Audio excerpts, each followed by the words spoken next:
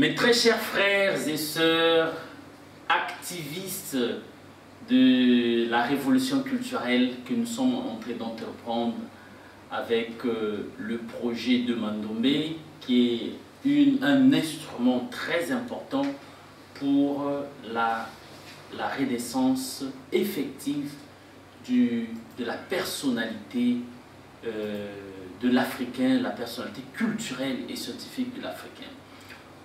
Moi, je suis votre professeur, comme nous le savons, comme on l'a déjà appris dans les vidéos passées. Nous saluons toujours en Mandombe. Notre code de salutation, c'est Masono Mandombe Mambote. Effectivement, la réponse est Matondo Kwanzambi. Tel que j'étais en train de le dire, moi je suis votre professeur Bitombokele Leigom Chouane. Je suis spécialiste en Mandombe et j'ai été formé par Papa Wabeladjo, le professeur Wabeladjo, à l'université Simon Kimbangu, à la faculté de théologie.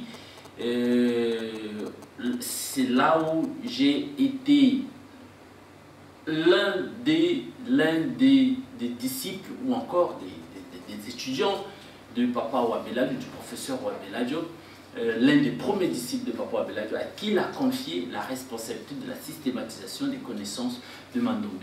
Et ce que nous sommes en train de vous présenter actuellement, c'est le résultat de la systématisation de toute cette connaissance que nous avons accumulée pendant 23 ans, que nous avons accumulée et systématisée pendant 23 ans. Et comme on le dit, lorsque le fruit est mûr, on le mange.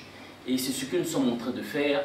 L'université Mandombe, c'est une plateforme qui a été créée pour la vulgarisation de toutes ces connaissances-là. Mandombe aujourd'hui, sans embâche, c'est vraiment une connaissance scientifique systématisée qu'on peut transmettre dans n'importe quelle institution académique.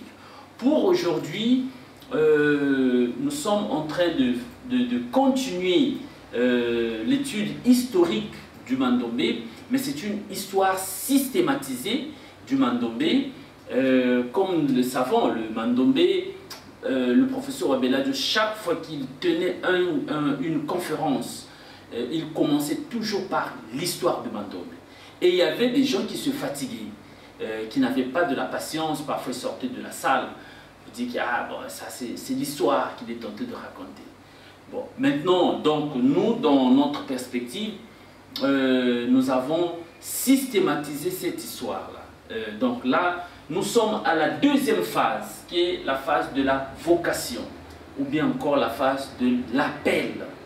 La première phase, c'était la phase prophétique, c'est-à-dire qu'on a fait une liaison entre les prophéties antérieures des siècles passés par rapport,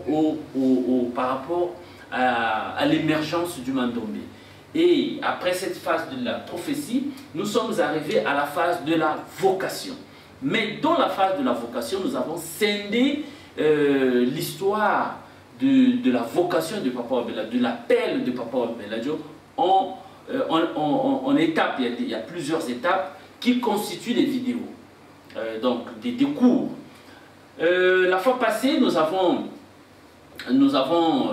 parlé de l'histoire de Papa Wabeladjo lorsqu'il a terminé sa formation. Il est allé à Kinshasa. À partir de Kinshasa, il a entendu la voix qui lui demandait d'aller en Kamba pour se baigner, parce qu'il devait recevoir une mission en faveur de la race noire.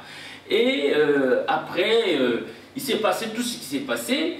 Ils sont arrivés à Mbanza-Ngungu, là où ils se sont réunis, toute la famille, et Papa Wabeladjo il a raconté son histoire. Bon, donc la vidéo passée, on était arrivé à Mbanza-Ngungu. Donc la délégation est arrivée à Mbanza-Ngungu. La délégation était composée de maman maman Eva, maman tante Eva, maman Lufuvamo, Mbonga, la tante de Papa Wabeladio, et la femme de l'oncle de Papa Wabeladio qui vit à Kinshasa. Donc, ils ont créé toutes les conditions, malgré les difficultés, mais par train, ils sont arrivés. Là, ils sont maintenant à Mbanzangongo. Arrivés le matin, le soir, ils se sont réunis autour d'une table pour écouter Wabeladio et prendre une décision. Donc, c'est là où maintenant nous sommes. Eh bien, l'oncle de Wabeladio, l'oncle de Papa Wabeladio, qui s'appelle Mafuila Garcia. Mafuila Garcia, c'est l'oncle de Papa Wabeladio. À l'époque, il était vraiment aisé, il avait des entreprises, il avait des activités économiques vraiment florissantes. Et c'est en fait lui qui soutenait la famille financièrement. Donc c'est lui qui avait le charisme ou encore la leaderance de la famille. Donc tout ce qu'il disait avait de la valeur et avait du poids. Donc j'ai connu l'oncle Magre, c'est comme ça qu'on l'appelait, l'oncle Magre, l'oncle Mafuila Garcia. Il était vraiment autoritaire, il avait beaucoup d'argent et très influent. Donc la famille le respectait vraiment.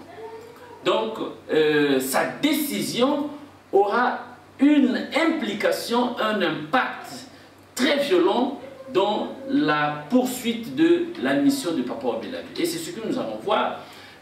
Qu'est-ce qui va se passer? Alors, Papa Wabeladio, on lui demande d'expliquer en réalité qu'est-ce qui se passe.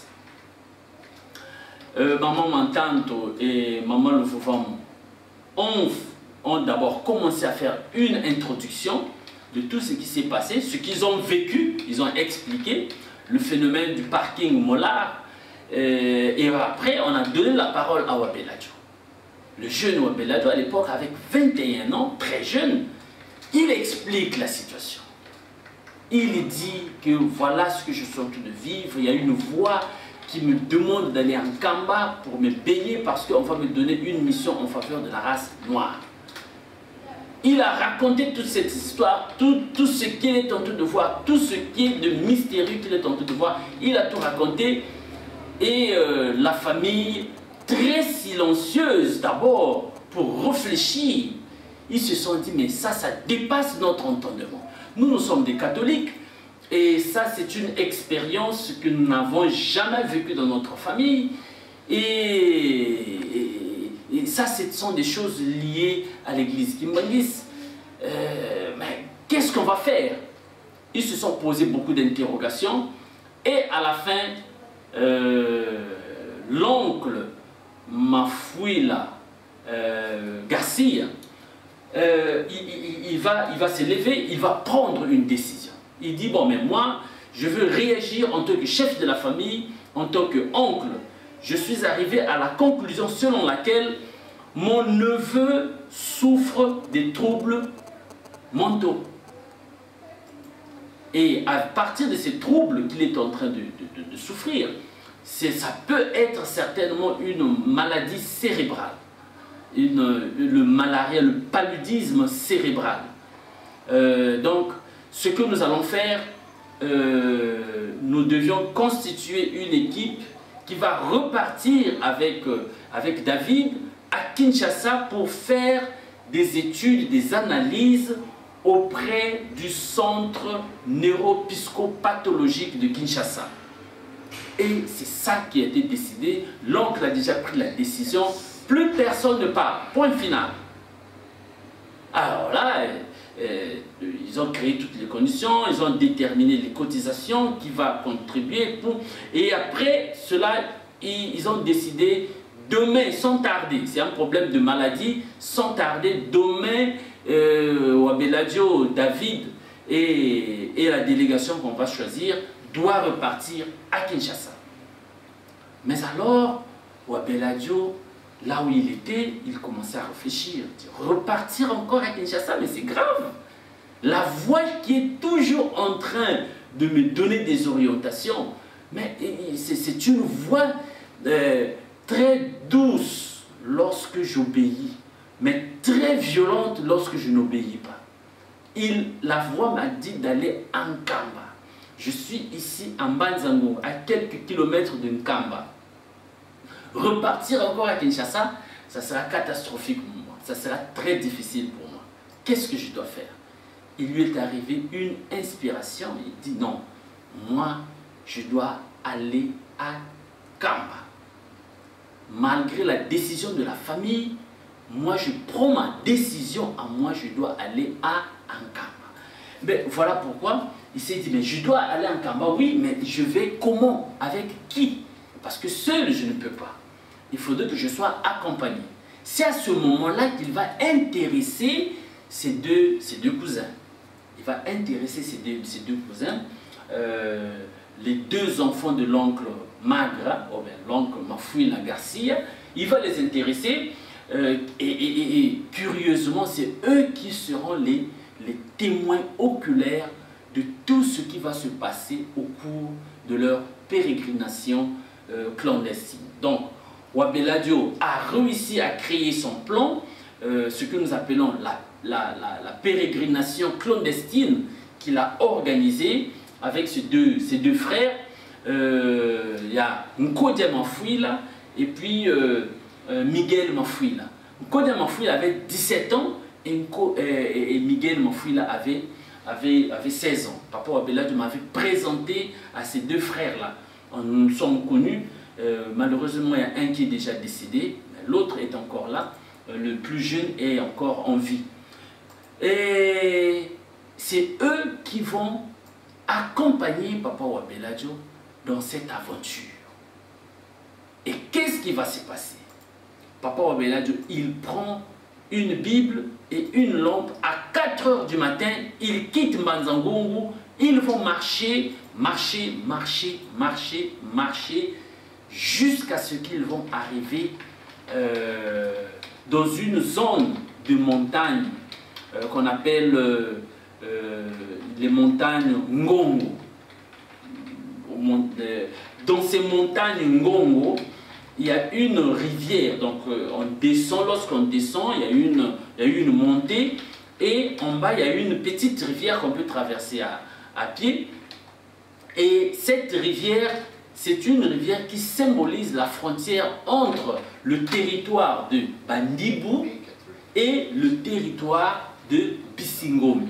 Donc, lorsque tu quittes le territoire de Bandibou, donc là où il y a Banzangongo et les autres villages, lorsque vous terminez ce territoire, vous rentrez dans un autre territoire de Bissingombe. Et eux se sont dit, bon, mais on va un peu se reposer sur cette rivière avant qu'on ne continue. Donc pendant qu'ils étaient en train de se reposer, ils seront surpris, mais vraiment surpris, par un mouvement qu'ils vont sentir au fond de la forêt. Au fond de la forêt, ils se sont rendus compte que il y avait les arbres, les herbes bougées. C'est comme s'il y avait un mouvement, c'est comme s'il y avait un animal, c'est comme s'il y avait quelqu'un qui était en train de partir de la forêt pour la route, là où ils se trouvaient. Et ils étaient tous paniqués, stupéfaits, et après ils se sont rendus compte que c'était une personne. C'était une personne. Et lorsque la personne, au fur et à mesure que la personne avançait, ils se sont rendus compte que c'était un vieux monsieur, un vieillard, qui avait une canne et puis deux paires de draps sous les aisselles. Donc il venait, il faufilait dans les herbes, dans la forêt. David, pris de panique, il demande, mais qui êtes-vous? Pourquoi vous êtes en train de vous faufiler dans la brousse comme ça? Et le monsieur leur a dit, là où vous êtes, c'est là où je vais arriver. Et ils étaient curieux de voir cette personne-là qui parlait avec détermination arriver lorsqu'il est arrivé, Papa Wabeladio lui a demandé, mais d'où viens-tu? Pourquoi es-tu passé par la forêt?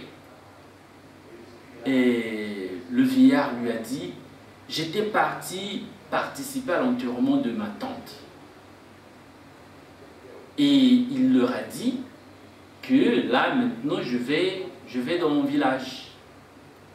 C'était curieux, c'était vraiment mystérieux, ils n'avaient rien compris et à partir de ce moment-là, ils se sont séparés. Dès qu'ils se sont séparés, David a pris aussi la décision de continuer la route, mais quelques minutes seulement après avoir traversé la petite rivière, David Wabeladio commençait à écouter les anges chanter des cantiques kimbongistes. Il était surpris, il dit, oh mais j'entends les anges en train de chanter dans l'espace. Il a demandé à ses frères, est-ce que vous êtes en train d'écouter ces chansons que je suis en train de... La chanson que je suis en train d'écouter dans l'espace. Les frères ont dit, non, il n'y a rien, on n'écoute absolument rien.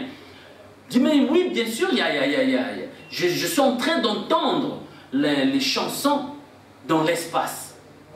Et lorsqu'il a retourné pour voir si le vieillard était en train de marcher, pour essayer un peu de se rapprocher de lui, curieusement, le vieillard avait disparu.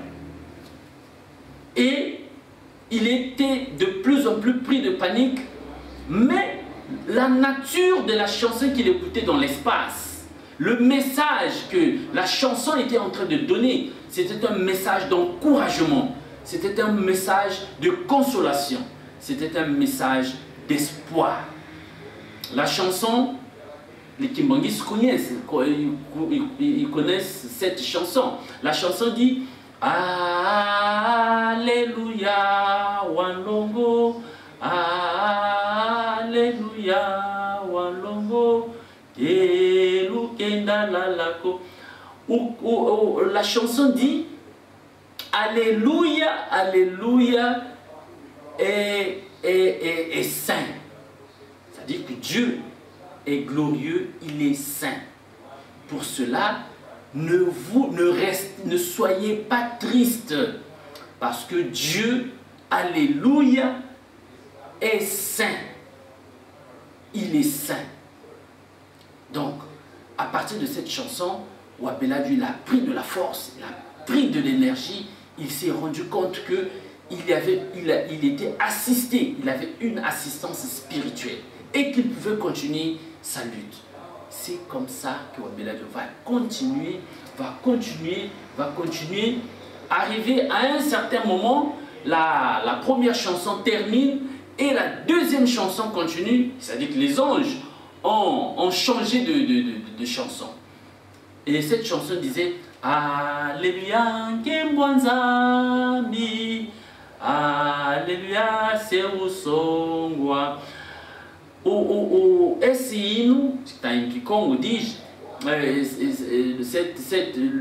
la chanson dit Alléluia, Alléluia, la gloire et la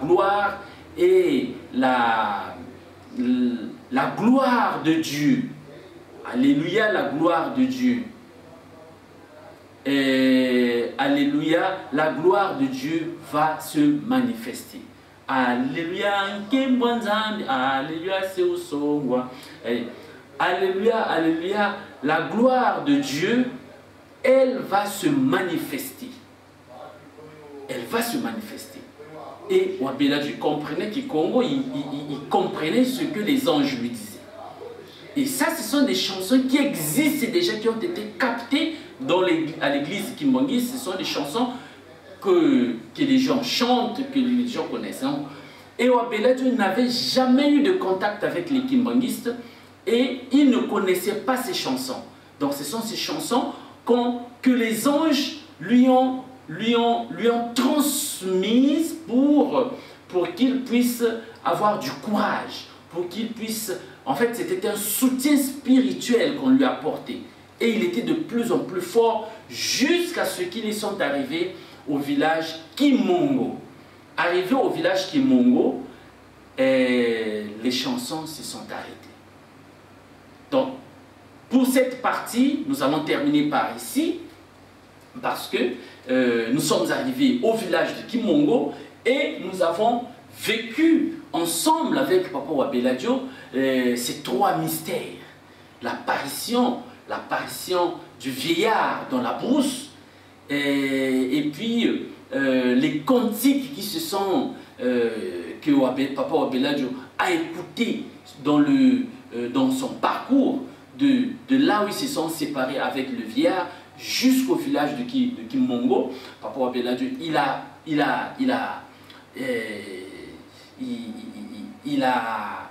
était en train d'écouter les chansons, les chansons que les anges étaient en train de chanter.